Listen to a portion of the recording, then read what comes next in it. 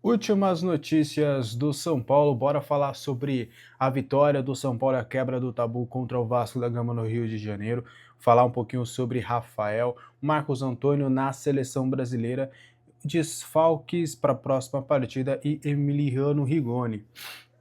Antes da gente trazer as informações, né, vocês estão percebendo que eu não estou na minha melhor fase agora, estou um pouquinho ruim, mas a gente vai seguir aqui da melhor forma. Peço desculpa se vier alguma tosse, alguma coisa nesse sentido. A gente vai tentar o máximo possível segurar aqui por enquanto, tá?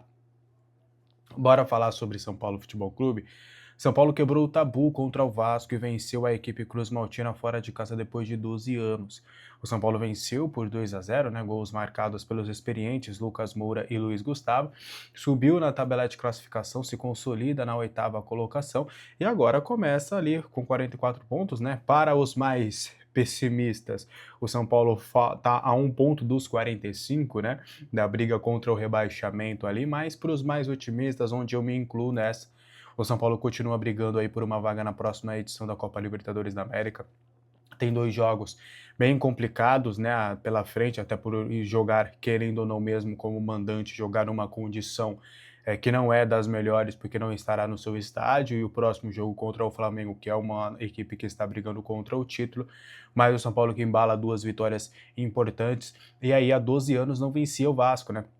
Jogando fora de casa, jogando no Rio de Janeiro, era uma equipe que o São Paulo, independentemente da fase que o Vasco vivia, é uma equipe que o São Paulo sempre tinha dificuldades jogando em São Januário, né? Então há 12 anos, a gente estamos em 2015, desde 2013 que o São Paulo não vencia lá. Então prova como essa vitória realmente é gigante. O Crespo que vem quebrando alguns tabus, né?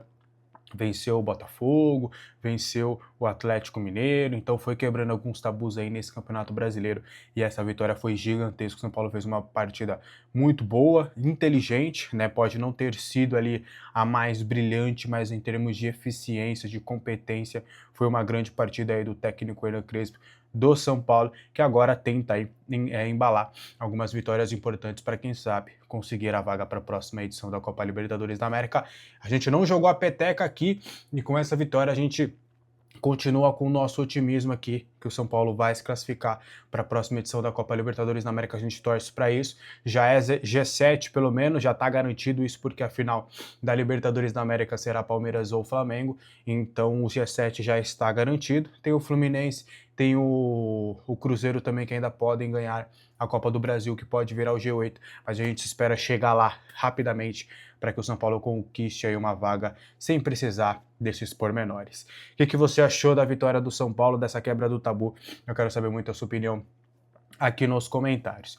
Precisamos falar da temporada do Rafael e, para mim, ele é o melhor jogador desse time na temporada. É óbvio, né? Acho que isso também entra uma questão muito pessoal, né? Porque alguns podem falar que o Marcos Antônio, por conta da forma com que hoje o time se comporta com e sem ele, né? Ele é fatal para esse time continuar, para esse time poder jogar, para esse time poder ter algumas ações no meio de campo. Então eu concordo, acho que eu entendo quem defenda, por exemplo, o Marcos Antônio como o melhor da temporada. Você pode colocar ali outros jogadores como Enzo Dias também, que jogou muito bem essa temporada, né? E acho que eu não fugiria muito desses 3 nomes, não, como os principais jogadores do time nesta temporada. Mas eu vou no Rafael, pelo menos por enquanto, né? O Rafael, para mim, foi o mais regular, até nos momentos onde o time oscilou mais. O Rafael apareceu super bem, né? Depois da temporada passada, para mim, em 2023, ele já tinha sido o melhor jogador do time na temporada, tá? Ele já tinha sido mais regular. Até na campanha da Copa do Brasil, ele foi importante contra o Sport, foi importante contra o Palmeiras, foi importante contra o Corinthians, fazendo grandes defesas, e foi importante também contra o Flamengo nas 2 finais. Então o Lucas chegou brilhando e tudo, mas acho que em termos de regularidade, quando eu falo melhor jogador da temporada, eu não me encanto só pela qualidade, mas pela regularidade, quando eu falo isso. E em 2023 o Rafael já tinha sido, em 2024 acho que ele oscilou mais, né, até a convocação para a seleção brasileira, por exemplo, ele volta de uma maneira bem oscilante, aí termina de uma maneira legal, mas ainda assim, não sei, uma confiança tão grande nessa temporada para mim do início ao fim, Rafael, ele foi regular, salvou o São Paulo em diversos momentos. Quando a equipe não estava bem, estava ele lá fazendo defesa. Quando a equipe está bem, está ele lá fazendo defesa também. Então, para mim, o Rafael é o melhor jogador do time na temporada. Mais uma grande partida contra o Vasco, fazendo grandes defesas. Até pegar aqui o número do SPFC Estatística. O Rafael evitou 1,98 gols do Vasco na partida contra o Cruz Maltino. Além disso, realizou 8 defesas. Para mim, o melhor jogador da temporada, sem sombra de dúvidas. E eu entendo, né? Muitos falam de Hugo Souza, Léo Jardim na seleção brasileira, mas eu não acho que o Rafael, por exemplo, fez menos do que esses atletas para ser cotado para a seleção brasileira. Rafael jogando bem demais. Para mim, é o melhor jogador da temporada. E para você, ele também é? Marcos Antônio está na pré-lista da seleção brasileira, né, para os amistosos de novembro. A convocação sai hoje a partir das 3 horas e a gente já vem encantando essa bola desde a semana passada, né? Eu falei para vocês que o Marcos Antônio estava na pré-lista, que o staff do Marcos Antônio vê como uma boa possibilidade e entende que os sinais estão sendo bem dados ali para uma convocação do Marcos Antônio nessa data FIFA de novembro, né? A gente até já tinha soltado essa informação com exclusividade há um tempinho, até repercutiu legal por ali. E aí o Ancelotti esteve em São Januário para acompanhar a partida contra o Vasco e também observar ali de perto o Marcos Antônio. Ele também tinha jogadores do Vasco que ele queria observar, o Paulo Henrique que ele já tinha convocado, o Léo Jardim que também é sempre cotado, o Ryan que também ele entende que é um bom jogador também, mas o Marcos Antônio também é um jogador que o Carlo Ancelotti está observando, ele pode pintar nessa convocação de agora, tá? Antes da gente fechar o vídeo de hoje, 2 merchans rapidinhos. Aqui embaixo na descrição tem um link para você se tornar membro do canal e ter conteúdo exclusivo. São vídeos exclusivos aqui mesmo no canal do YouTube e também o nosso grupo de membros para você sempre ficar por dentro de tudo do São Paulo e ter notícias exclusivas do tricolor paulista. Aqui embaixo também tem o link da Mandacar para você realizar o pedido das suas marmitas, doces, sucos, lanches, mini pizzas e também as mini tortas. Você vai gostar demais ainda se eu uso o meu cupom Alexander para ter R$ 40 de descontos aí na sua compra. Então, compre na Mandacar, tá bom? Bora trazer mais 2 informações importantes. O São Paulo tem mais 2 desfalques para a partida contra o Flamengo e são desfalques bem importantes, principalmente um deles. Alan Franco e Enzo Dias tomaram o 3º cartão amarelo e não estarão na Vila Belmiro para enfrentar o Flamengo. O Alan Franco até está atuando, né, se consolidando na função como zagueiro pela direita, né? Ele jogou ao lado de Arboleda e Sabino. Para mim, os dois, inclusive, fizeram uma grande partida. O Alan Franco foi um pouco mais discreto, não foi mal, não, mas ele foi um pouquinho mais discreto. Sabino e Arboleda, para mim, fizeram uma grande partida, principalmente Sabino. O Sabino, que oscilou em vários momentos na temporada, tem feito aí. Fez uma boa partida, já tinha feito um grande jogo também contra o Bahia, sabendo quem sabe aí terminando a temporada em alta já para se consolidar como titular. E aí, o Alan Franco deve ser substituído pelo Ferrarese, né? O Ferrarese até entrou no decorrer da partida na vaga do Mailton como uma espécie de ala pela direita, né? Tendo ali um pouquinho mais de liberdade, ele que jogou como lateral com o Zubeldia. Então o Ferrarese deve ser o substituto natural ali do Alan Franco. Já o Enzo Dias aí tem a questão, né? Possivelmente o Patrick que alterna bastante, né? Aliás, infelizmente, né?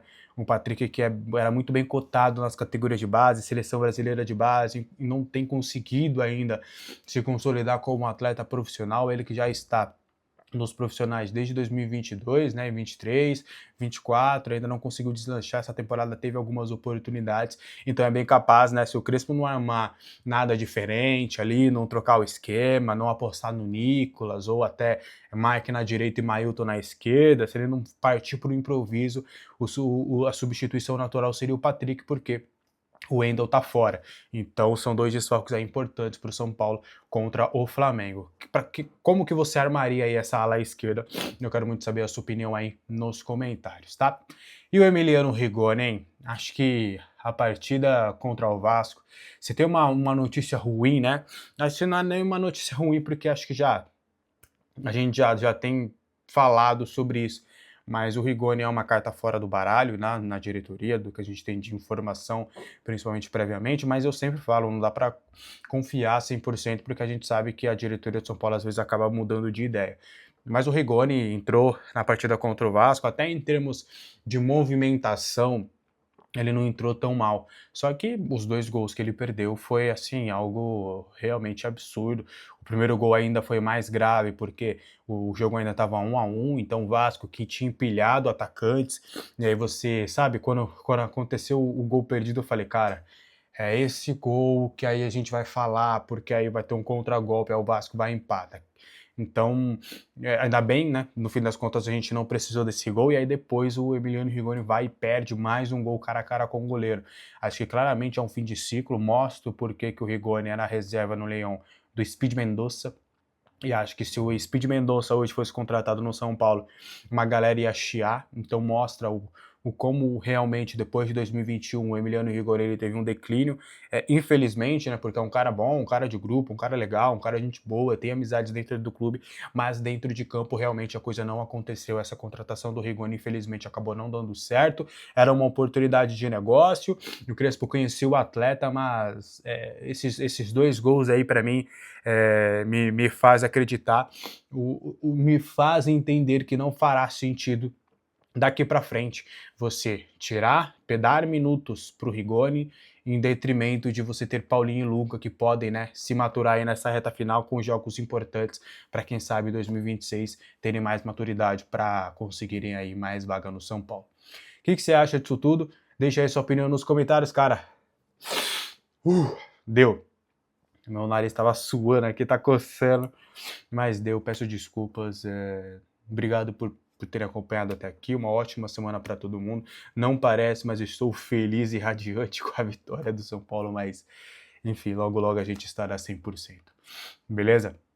Um abraço para todo mundo, uma ótima semana. Deixe seu like, seu hype e inscreva-se no canal. Até a próxima. Tchau.